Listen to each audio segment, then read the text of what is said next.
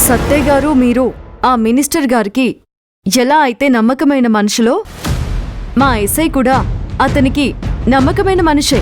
ఏ మంజు, నా కొడుకు టాపిక్ నా టాపిక్ మధ్యలో ఎందుకు తీసుకొస్తున్నావు? దాని అర్థం ఏంటనేది నాకు తెలుసు మనమ్మ గారు. అంటే అంటే ఏముంది, ఆ ఎస్ఐ మినిస్టర్ గారికి చెప్తే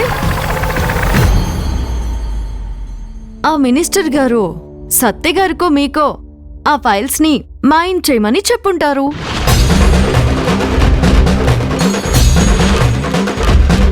సత్తే గారు ఎలాగూ ఇలాంటి పనులు చేయరు. ఇలాంటి క్రిమినల్ పనులు చేసేది మీరే. ఏయ్ కాకే, నోరు అదుపులో పెట్టుకుని మాట్లాడు. ఇలాంటి క్రిమినల్ పనులు నేనెందుకు చేస్తాను? ఫైల్స్ లో పేపర్స్ పోయేసరికి నీకేమైనా పిచ్చ కింద ఏంటి? ఇప్పుడు నేను చెప్పేది వింటే పిచ్చి నాకు కాదు, మీకెక్కుతుంది. ఆ ఫైల్స్ ని నేను ఇంటి వరకు తీసుకొచ్చాను.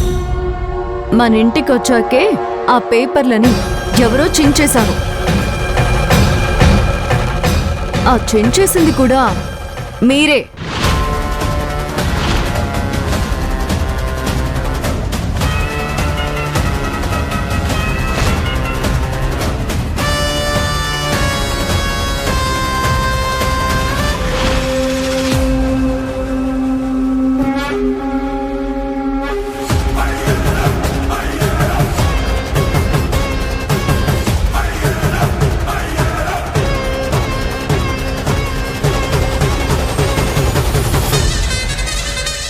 మనమ్మగారు, నా దగ్గర మీ ఆటలు సాగవు. నేను చించలేదని దీంతో గట్టిగానే వాదించాలి. ఏయ్ ఏంటి, నా మీదే నిందలు వేస్తావా? నీకెంత ధైర్యం లేకపోతే నా మీదెంత ఘోరంగా అబద్ధాలు చెప్తావు?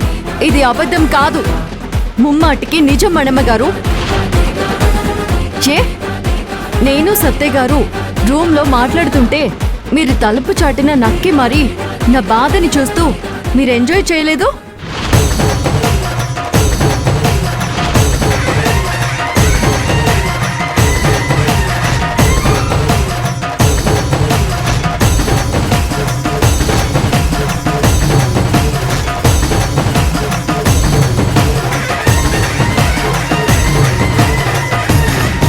పేపర్లు పోయాయని నేను పడే బాధని చూసి ఎంజాయ్ చేయాలనుకుంటుంది మాణెమ్మ గారు.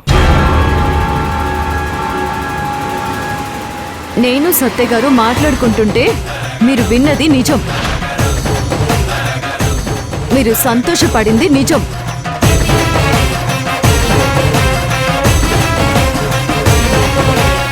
ఈ మాత్రానికే షాక్ అవ్వాల్సిన పని లేదు.